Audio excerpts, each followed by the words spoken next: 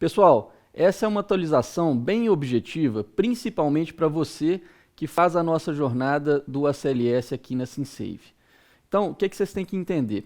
A cada 5 anos, a American Heart Association ela revê o guideline e lança novas diretrizes para o ACLS, para o BLS e para o PAUS. Essas novas diretrizes elas são feitas e embasadas ao longo dos estudos que são realizados nesse período de tempo, durante esses 5 anos. Então, 2010 a gente teve uma grande mudança no curso, 2015 as mudanças foram mais pontuais e agora em 2020 a gente teve algumas pequenas mudanças também, mudanças pontuais mais importantes que eu quero ressaltar com vocês aqui. E aí nós vamos começar falando da inserção de um novo elo na cadeia de sobrevivência. Então vocês já estão acostumados com o conceito de cadeia de sobrevivência e a American Heart colocou um novo elo, o 6º elo, tanto na cadeia extra-hospitalar quanto na cadeia intra-hospitalar. E o que é esse elo? É o elo de recuperação. O elo de recuperação é para nos lembrar de termos o cuidado intensivo e monitoramento constante dos parâmetros, tanto ventilatórios, circulatórios e neurológicos. Principalmente a grande mudança, a grande inserção veio nesse cenário dos parâmetros neurológicos e mais para frente nessa nossa conversa aqui eu vou falar com vocês melhor um pouco sobre o diagrama neurológico. Mas aí vocês podem ver aqui do lado, então, a cadeia de sobrevivência, tanto extra-hospitalar em cima quanto a intra-hospitalar embaixo, com a inserção do elo de recuperação. Beleza? Então vamos seguir para os medicamentos. Essas que são as mudanças mais esperadas, geralmente, nos guidelines da American Heart. Que a epinefrina é o medicamento principal da parada, a gente já sabe. Isso tanto no ritmo chocável quanto no ritmo não chocável. Mas o que a American Heart quis ressaltar em 2020? Justamente o uso precoce da epinefrina nos ritmos não chocáveis. E quais são os ritmos não chocáveis? A sistolia e a atividade elétrica sem impulso. Então, baseando-se em RCTs, em revisão sistemática e meta-análise, que são fontes secundárias de dados, a American Heart colocou no diagrama e no fluxograma, melhor dizendo, do ritmo não chocável, a figura de uma seringuinha, igual vocês podem ver aqui atrás nessa imagem. Então, essa seringa no diagrama do ritmo não chocável é para nos lembrarmos que identificou a parada, ritmo não é chocável, a gente já está autorizado a fazer 1 mg de epinefrina. Ok? Então, pessoal, essa principal mudança no fluxograma do ritmo não chocável. E do ritmo chocável, o que a American Heart ressaltou dessa vez? Não é novidade que o paciente que tem uma parada com ritmo chocável, ou seja, fibrilação ventricular ou taquicardia ventricular sem pulso, ele tem indicação, além da amina, que é a epinefrina, do uso do antiarrítmico. E qual o antiarrítmico que a gente vem utilizando desde 2015 como o principal medicamento? A amiodarona. Então, a amiodarona, a primeira dose de 300 mg, a segunda dose de 150 mg. Mas a American Heart quis nos lembrar, novamente, que a lidocaína tem a mesma evidência da amiodarona, ou seja, são medicamentos equivalentes. E a gente pode utilizar, então, a lidocaína ao invés da amiodarona. E qual que é a dose da lidocaína? É de 1 a 1,5 mg por quilo. Aí vocês têm que lembrar de calcular a dose para o seu paciente. Essa é a primeira dose. E a segunda dose, metade da primeira, de 0,5 a 0,75 mg por quilo. Ok?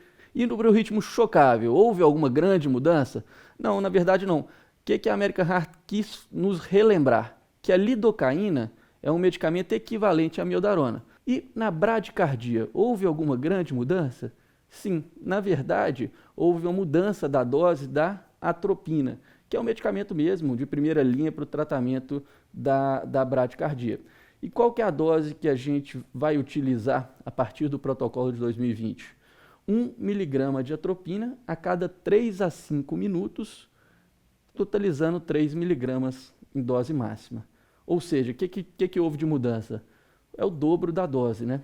Antes a gente utilizava 0,5 mg de atropina a cada 3 a 5 minutos, até completar 3 mg. Agora a gente vai utilizar 1 mg de atropina a cada 3 a 5 minutos, até completar 3 mg. Lembrando que não é obrigado utilizar até essa dose máxima de 3 mg. Se a gente perceber que o paciente vem piorando da bradicardia, ou então, um conceito importante, se for um bloqueio mais baixo, um bloqueio total, por exemplo, essa atropina pode piorar o caso clínico, pode piorar a repercussão para o nosso paciente. Então, a gente não é obrigado a chegar na dose máxima de 3 miligramas. O tratamento de segunda linha é a amina vasoativa ou o marcapasso transcutâneo, preferencialmente o marcapasso transcutâneo. Entretanto, a amina vasoativa são duas que a gente pode utilizar: epinefrina, de 2 a 10 microgramas por minuto, ou dopamina, 5 a 20 microgramas por quilo por minuto. Ok? Então, vamos seguir então. Outra coisa que a gente vem observando nessa última década é que nos Estados Unidos, principalmente, houve um boom de uso de opioide.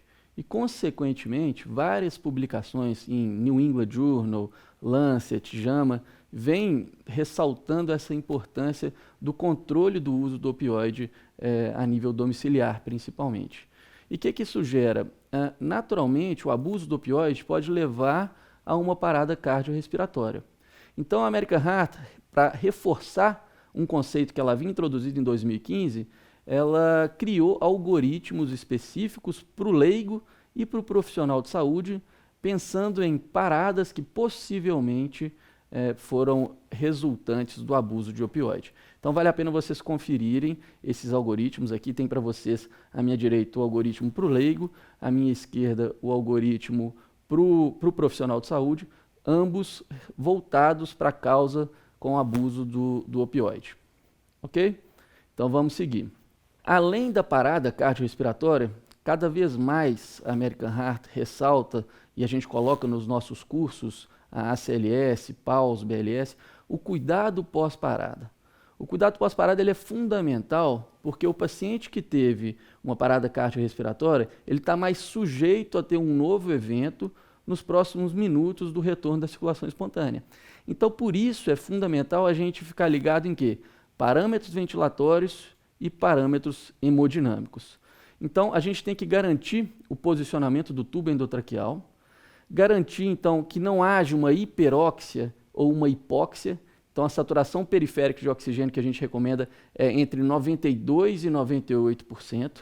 E, do ponto de vista hemodinâmico, aquela recomendação clássica: pressão arterial média maior do que 65 milímetros de mercúrio e pressão arterial sistólica maior do que 90 milímetros de mercúrio.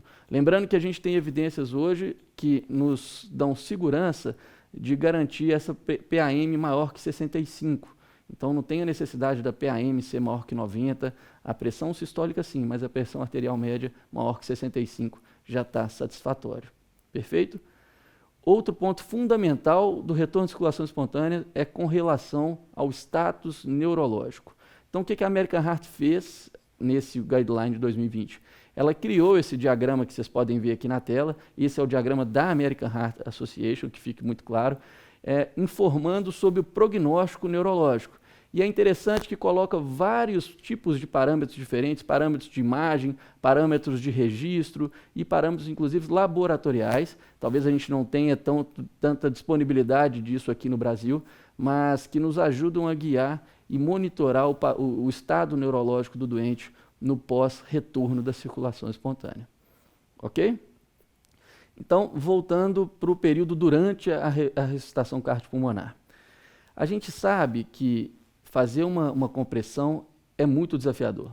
É difícil, cansa, por isso que a gente troca com os socorristas periodicamente, por isso que a gente fala muito da técnica de compressão, deixar o retorno do tórax completo, comprimir de 100 a 120 compressões por minuto. Então, comprimir é muito difícil. E como que a gente pode saber se a compressão está sendo eficaz? Aí é interessante a gente utilizar a capnografia em forma de onda na curva de ETCO2. E a ETCO2 tem que estar como? Maior ou igual a 10 e preferencialmente maior ou igual a 20. Isso foi comprovadamente associado a maiores chances de retorno da circulação espontânea. Então isso é muito importante. Nos locais que a gente tiver como monitorar a compressão, a RCP, através da ETCO2, que a gente o faça e que a gente utilize 10 como um objetivo, mas como principal objetivo maior ou igual a 20. Perfeito? Show de bola. Então, outro assunto que veio muito comentado, principalmente nas vésperas da publicação desses highlights da American Heart, foi a questão da dupla desfibrilação. A dupla desfibrilação nada mais é do que dar 2 choques sequenciais. Então a American Heart vem deixando escrito ipsis literis que a gente não tem essa recomendação. Então, qual que é a nossa recomendação para o ritmo chocável?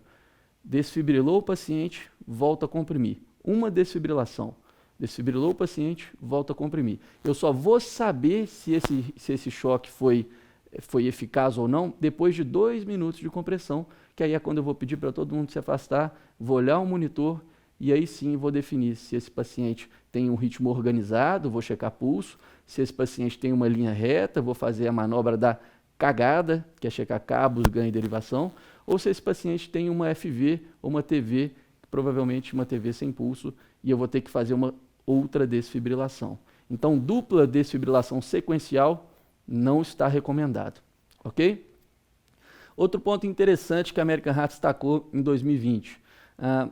No protocolo de 2015, 2010, ela considerava que o acesso ideal para fazer os medicamentos era o acesso venoso e o acesso intraósseo. Né? Quando o paciente estava entubado, em situações hipotéticas, a gente podia fazer até medicamento pelo tubo. Mas a American Heart quis deixar claro o seguinte: o acesso venoso ele é prioritário. O acesso venoso é que a gente deve buscar para o nosso doente. Caso não consiga, a gente utiliza o acesso intraósseo. Perfeito? E para a gente finalizar essa atualização do Guideline 2020 no adulto, vamos falar um pouquinho da PCR de gestante. A parada cardiorrespiratória de gestante sempre foi motivo de muita discussão, ficando claro, então, a necessidade de um trabalho colaborativo mesmo entre serviços de emergência, serviços obstétricos e serviços neonatais. A RCP de qualidade é sempre o foco, assim como a reanimação maternal. Então, a prioridade nossa é salvar a mãe. Porém, a gente pode fazer algumas medidas, como deslocamento uterino lateral, para aliviar a compressão dos vasos abdominais. Isso é recomendado. Além disso, a cesariana de urgência, a cesariana de emergência, deve idealmente ser realizada nos primeiros 5 minutos do atendimento. E isso visa sempre o melhor desfecho, tanto da mãe quanto para o feto. O desfecho do binômio materno-fetal, que a gente fala. E para as etiologias de PCR materna, a American Heart publicou uma sequência mnemônica super interessante que eu vou falar aqui com vocês agora, e vocês podem acompanhar aqui comigo do lado. Então é um ABCDE. Então o A vem de quê? De anestesia.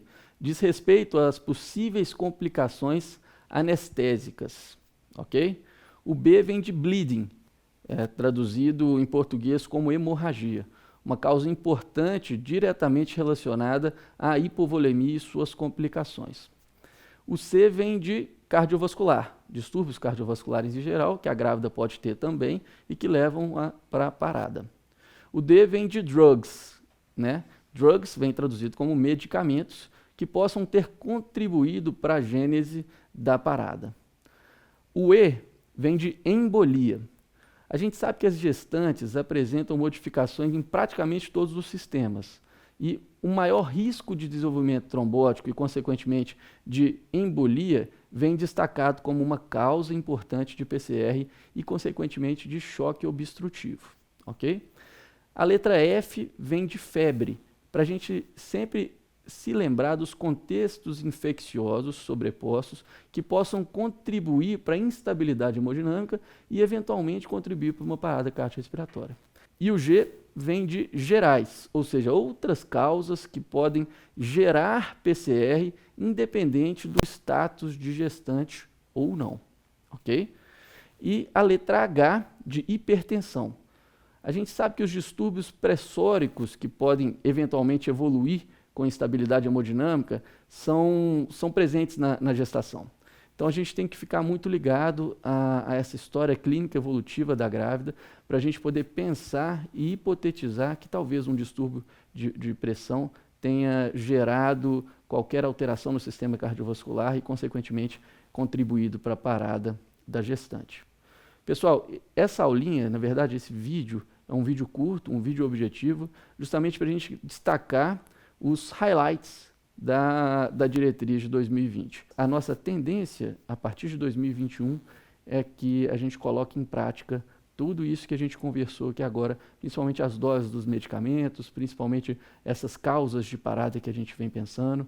E vale a pena vocês conferirem os destaques da American Heart, ok? E vale a pena vocês conferirem, inclusive, aquele diagrama dos status neurológicos, porque a gente começou a perceber que o cuidado com o paciente no pós-retorno da circulação espontânea deve ser tão importante quanto durante a parada.